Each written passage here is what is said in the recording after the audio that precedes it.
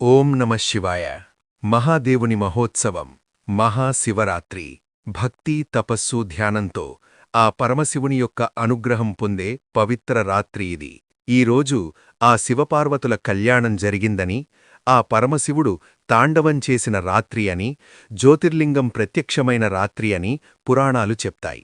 ఫాల్గుణ బహుళ చతుర్దశినాడు వచ్చే ఈ పర్వదినం హిందువులందరికీ అత్యంత ముఖ్యమైనది. అదే ఆ మహాశివరాత్రి.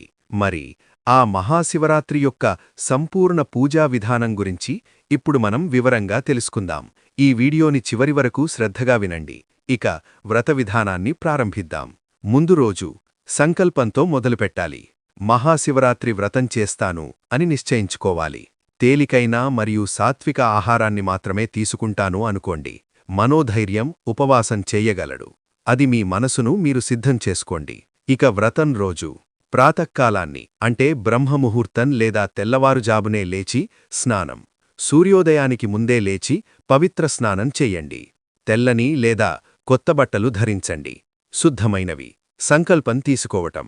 ఈ రోజు పూర్తిగా ఉపవాసం చేస్తాను, ఆ పరమశివుణ్ణి పూజిస్తాను అని మనసులో దృఢంగా నిశ్చయించుకోండి. ఇప్పుడు పూజ సామాగ్రి గురించి విందాం. అవసరమైనటువంటి వస్తువులు. ముఖ్యమైనటువంటి పూజా సామాన్లు: శివలింగం లేదా శివుని యొక్క విగ్రహం లేదా శివుని యొక్క చిత్రపటం. బిలువపత్రాలు తప్పనిసరి. పసుపు, కుంకుమ, అక్షింతలు, పువ్వులు. వీలైనంతవరకు తెల్లని పువ్వులు తీసుకోండి. ధూపం, దీపం, నైవేద్యం. ఈ నైవేద్యంలో పండ్లు, పాలు, తేనెను వినియోగించవచ్చు. పంచామృతం: పాలు, పెరుగు, నెయ్యి, తేనె, చక్కెర, కర్పూరం. ఇక ప్రత్యేకమైనటువంటి అభిషేక ద్రవ్యాలు: పాలు, పెరుగు, నెయ్యి, తేనె, గంగాజలం. ఉంటే తీసుకోండి. ఒకవేళ గంగాజలం లభ్యం కాకపోతే పవిత్రమైనటువంటి జలాన్ని ఉపయోగించండి.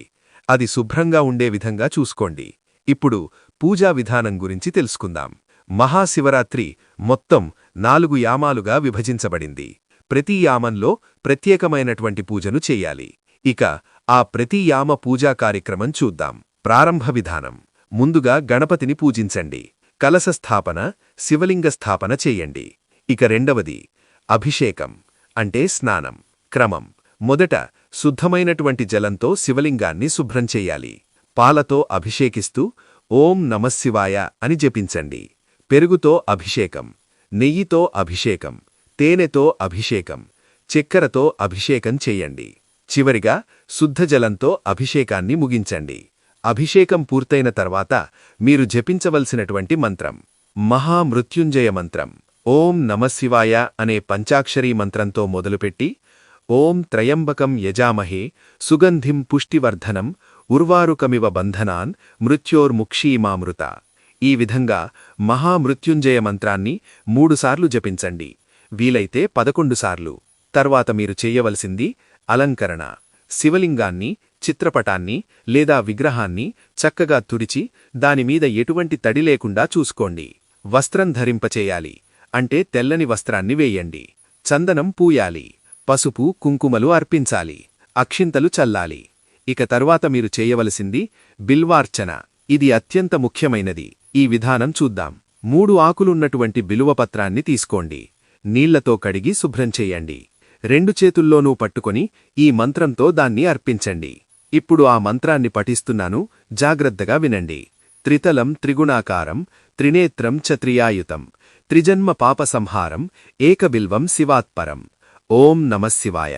ఈ మంత్రాన్ని జాగ్రత్తగా విని మళ్లీ యథావిధిగా ఈ మంత్రాన్ని పఠిస్తూనే బిల్వార్చన చెయ్యండి. అద్భుతమైనటువంటి శివానుగ్రహం కలుగుతుంది. ఇక ప్రతి యామంలో కూడా 100 బిల్వపత్రాలను అర్పించటం ఉత్తమం. కనీసం 11 బిల్వపత్రాలైనా సరిపోతాయి.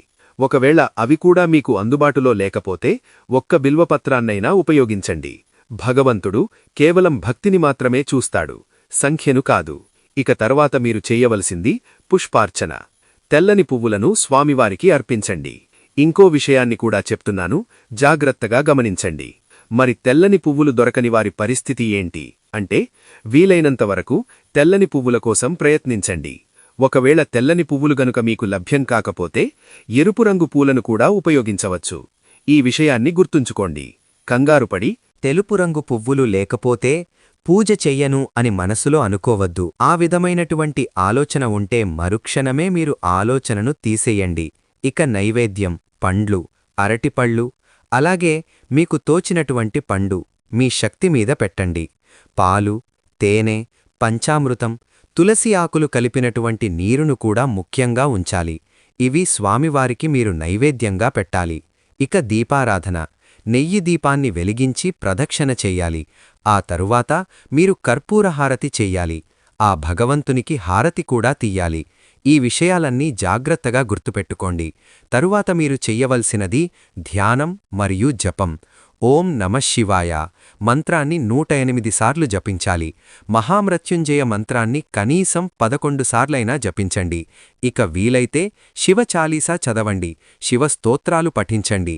ఒకవేళ చదవటం కనుక కష్టంగా ఉంటే వినటానికైనా ప్రయత్నించండి.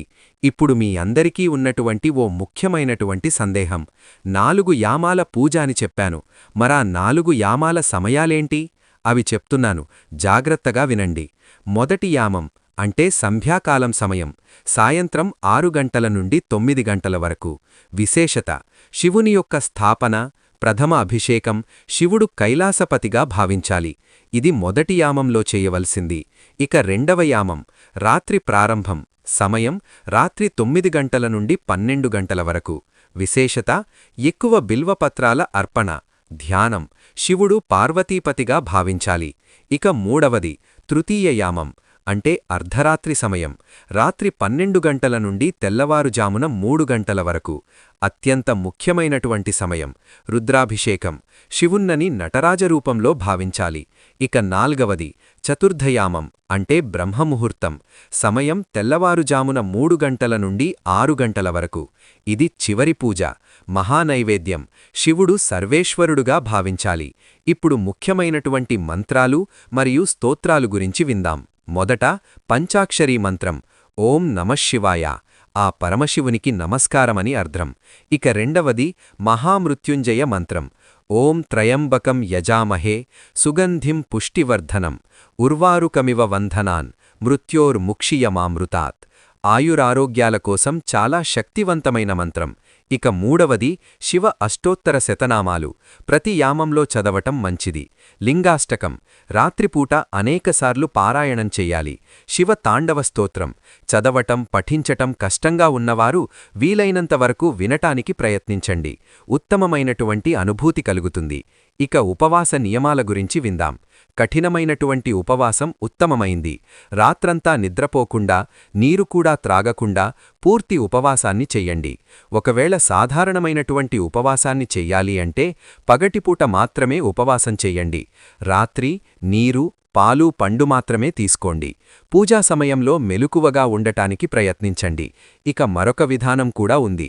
ఇది అన్నింటికంటే సులభమైనటువంటి విధానం.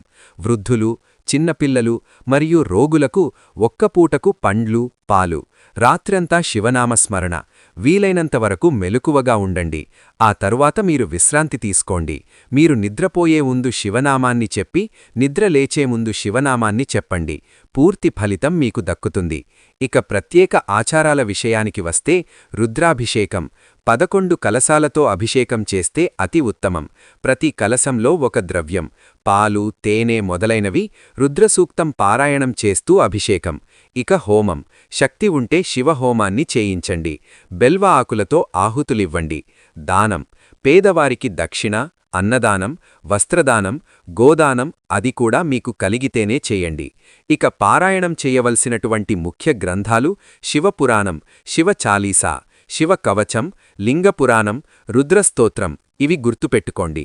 ఇక పూజా సమాప్తి విధానమంటే తరువాత రోజు ఉదయానికి వస్తుంది. విసర్జన, చివరి ఆరతి తీయాలి, ప్రదక్షిణం చెయ్యాలి. 3 లేదా 7 సార్లు ప్రదక్షిణ చెయ్యండి. సాష్టాంగ నమస్కారం, క్షమాపణా ప్రార్థన కూడా చెయ్యండి. ఓ పార్వతీ పరమేశ్వర, నా పూజలో జరిగినటువంటి తప్పులను, లోపాలను, మరిచిపోయిన విధులను క్షమించండి. నా అజ్ఞానాన్ని మన్నించి మీ కృపాకటాక్షాన్ని నాపైన ఉంచండి. హరహర మహాదేవ శంభో శంకర. ఓం నమఃశివాయ. హరహర మహాదేవ శంకర. ఈ విధానాలన్నీ సాంప్రదానిక మార్గాల ప్రకారం మీ కుల మరియు దేశ ఆచారాల ప్రకారంగా మార్పులు చేసుకోవచ్చు. ముఖ్యంగా భక్తిభావంతో చేయండి. మేము ఈ వీడియోలో చెప్పిన విషయాల్లో తెలియక ఏవైనా తప్పులు చెప్పి ఉంటే మన్నించండి. ఈ వీడియో కనుక మీకు నచ్చినట్లయితే లైక్ చేయండి, షేర్ చేయండి. అలాగే క్రింద కామెంట్ సెక్షన్లో హరహర మహాదేవ్ అని టైప్ చేయండి. ఇలాంటి మరిన్ని ఆధ్యాత్మికపరమైన వీడియోల కోసం ఇప్పుడే మన ఛానల్ను సబ్స్క్రైబ్ చేసుకోండి. సర్వే జన సుఖినో భవంతు.